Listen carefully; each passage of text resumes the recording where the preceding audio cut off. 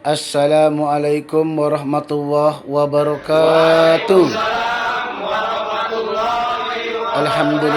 Alhamdulillahi rabbil alamin. Wa bihi nasta'in ala umuri dunya waddin. Allahumma shalli ala sayyidina Muhammad wa ala alihi sayyidina Muhammad. Saudara-saudara yang beriman dan para netizen yang dimuliakan Allah Subhanahu wa taala. Kalau kita bicara bahagia, tentu kebahagiaan adalah keinginan setiap manusia.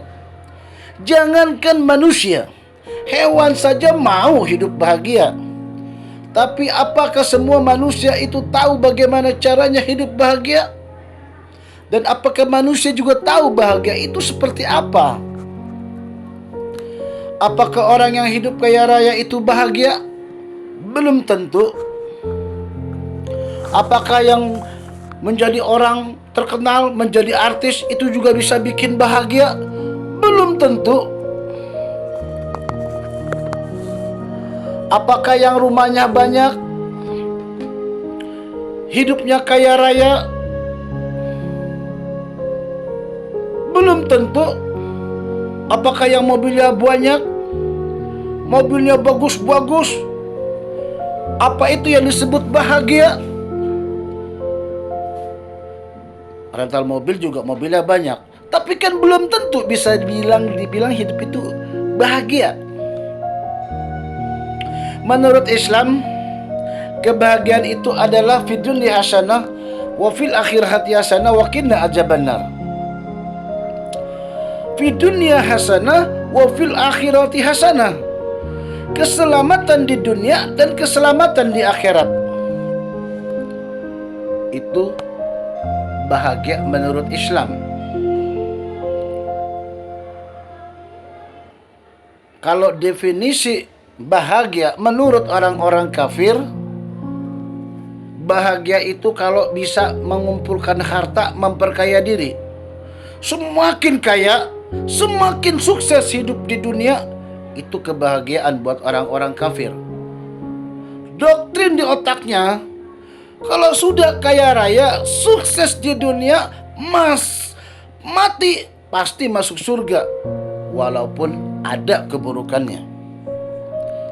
Sekarang ini kan orang lebih percaya kepada apa yang bisa dilihat oleh matanya, terutama penganut ateis.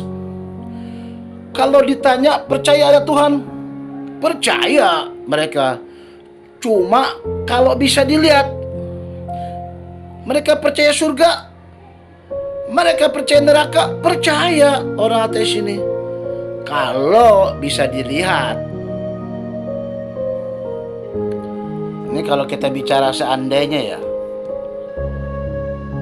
kita nggak usah berpikir logika. Kalau orang ateis kan dia suka berpikir logika. Seandainya surga dan neraka bisa dilihat dari dunia, alamat masjid penuh, semuanya sholat, sampai tuh masjid gak muat.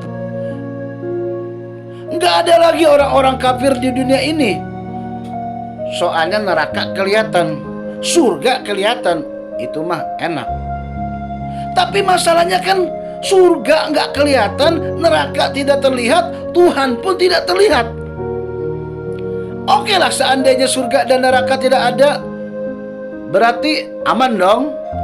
Orang kafir aman, yang ateis aman, yang muslim lebih aman, semuanya aman. Tapi kalau kenyataannya pas mati, surga, neraka ada, apa nggak celaka orang-orang kafir? Apa nggak celaka orang-orang ateis yang tidak percaya Tuhan? Kita nih hidup, mending cari aman saja. Ngapain juga kita nggak percaya Tuhan? Ngapain juga kita jadi orang kafir? Kan mending jadi orang muslim. Kalau seandainya akhirat itu ada, selamat kita. Oke lah, kalau kita bilang agama sebelah, yang penting percaya saja kalau Isa adalah Tuhan, maka pasti akan selamat. Itu kan doktrin. Tapi doktrinnya itu bukan dari Injil, tapi doktrin dari pemuka-pemuka agama mereka. boleh saja mereka. Tapi masalahnya di Injil tidak ada yang menyatakan Nabi Isa adalah Tuhan. Ini bahaya.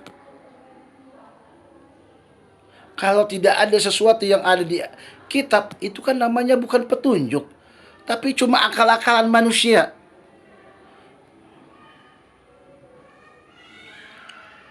Tidak ada yang menyatakan Nabi Isa adalah Allah. Tidak ada. Bahaya, Mas. Injil tidak menjelaskan itu. Justru Injil menjelaskan, sembahlah Allah, Tuhanku dan Tuhanmu. Dalam Islam sama. Cukup Allah saja Tuhan penguasa langit dan bumi. Jangan cuma sekedar percaya juga. Kalau ditanya, oh percaya Allah, kamu beriman kepada Allah? Beriman. Salat ada.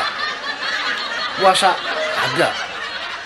Dalam Islam, kalau sudah beriman, wajib salat. Syariatnya itu ada. Puasa, zakat, kalau mampu pergi haji.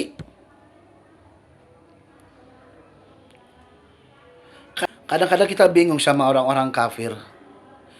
Sudah tahu Tuhan itu nggak pernah kelihatan. Kan dari zamannya ada memang Tuhan itu nggak pernah terlihat. Ya nggak usah diada-adakan. Biar Tuhan itu kelihatan.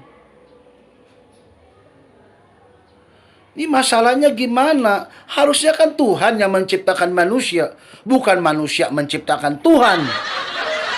Pagi bikin Tuhan, udah sore Tuhan dimakan. Tuhannya dari tepung. Ingat, patung itu berhala, bukan Tuhan, bukan dewa. Jangan disembah, karena patung tidak mampu berbuat apa-apa. Ini kan pernah terjadi oleh bapaknya para nabi, yaitu Ibrahim alaihissalam. Nabi Ibrahim menghancurkan semua patung-patung yang dimiliki Raja Namrud. Itu ada patung yang paling gede di situ. Dihancurkan semua patung-patung. Ada patung besar satu nggak dihancurin, taruh kapaknya di situ. Ini giliran Raja Namrud mau sembayang. Kaget Raja Namrud. Kok Tuhan gua hancur semua? Ini siapa yang berani-berani yang ngancurin Tuhan-Tuhan saya? Kata Raja Namrud. Ini setahu saya, kata Raja Namrud, cuma Ibrahim yang gak suka dengan Tuhan-Tuhan saya. Maka ditangkaplah Nabi Ibrahim alaihissalam, dibawa oleh raja, diadili. Hai Ibrahim, kenapa kamu menghancurkan Tuhan punya saya? Memangnya dia salah apa kamu hancurkan? Kata Ibrahim, siapa juga yang ngancurin Tuhan-Tuhan? Tuhan punya raja. Saya tidak menghancurkan patung sesembahan punya raja. Mungkin itu patung yang paling besar yang menghancurkannya. Soalnya itu kapak nempel di dia. Di patung yang besar tadi. Mungkin dia yang ngancurin patung-patung yang kecil-kecil itu. Raja Namrud marah. Kata Raja Namrud, lu pikir gua goblok? Masa patung bisa ngancurin patung? Saya juga tahu kalau patung tidak bisa berbuat apa-apa. Kata Nabi Ibrahim, tuh raja tahu kalau patung tidak bisa berbuat apa-apa. Berarti raja lah yang bodoh. Sudah tahu patung tidak bisa berbuat apa-apa, kok malah disembah? Berarti raja PA dong. Akhirnya raja itu kan terpojok, ditangkaplah. Itu Nabi Ibrahim dibakar. Tapi menurut riwayat, Nabi Ibrahim tidak terbakar. Seandainya Islam tidak mengharamkan miras, saya yakin banyak umat Islam pada mabok. Ada acara pernikahan, mabok. Tahlilan, mabok. Pulang tahlilan pada teler semuanya. Ini kalau seandainya miras tidak diharamkan dalam Islam. Untungnya kan Islam mengharamkan miras. minuman keras.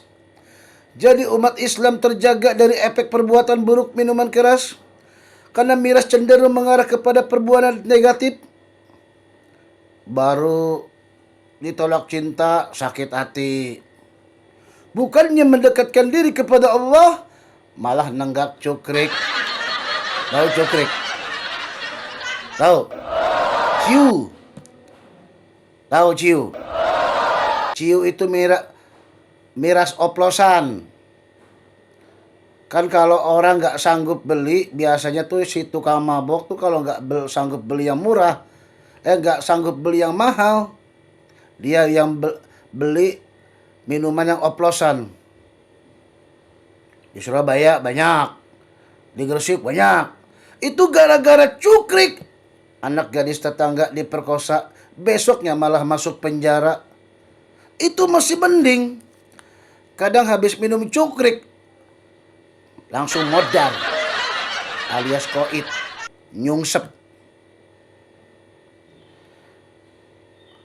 Oleh karena itu, Islam sangat mengharamkan minum-minuman keras karena minuman keras adalah perbuatan yang tercela dan akan mengarah kepada perbuatan-perbuatan yang buruk. Sekarang kan judi makin canggih. Main judi sudah bisa pakai smartphone. Duitnya saja menggunakan uang digital. Kadang kita jadi manusia jangan bego-bego amat. Si amat aja nggak bego. Main judi slot itu kan memang sudah diatur. Sudah diatur bandar pasti menang. Pertama, pasang taruhan. Yang kecil 10.000 lah, 10.000. Menang dapat 1 juta. Itu otak sudah mulai menghayal, begonya nggak keluar. Ini 10.000 bisa dapat 1 juta. Coba kalau masang 100.000, kan bisa dapat 100 juta. Pasang 100.000, kalah. Penasaran, pasang 1 juta. Kalah lagi, penasaran, pasang 5 juta. Tetap kalah lagi, duit habis. Tahu-tahu kerja di PHK. Rasain, itu sih derita lo.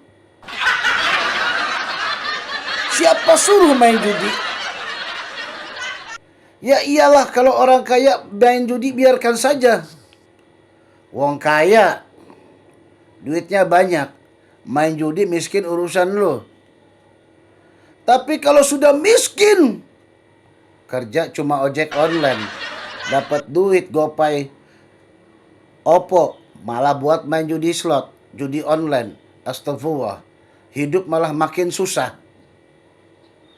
Boro-boro bisa ngasih anak makan, istri ngasih nafkah, buat diri sendiri saja tidak mampu. Karena hayalan-hayalan yang pengen kaya dengan cara instan. Pedagang bisa kaya banyak. Pengusaha bisa kaya raya banyak. Apalagi pejabat tinggi kaya raya banyak. Tapi nggak ada sejarahnya orang main judi bisa kaya raya. Kecuali bandar. Wong bandar judi kaya raya wajar. Bandar kerjaannya nipu pemain. Mau jadi orang goblok mah gampang. Main judi tambah goblok.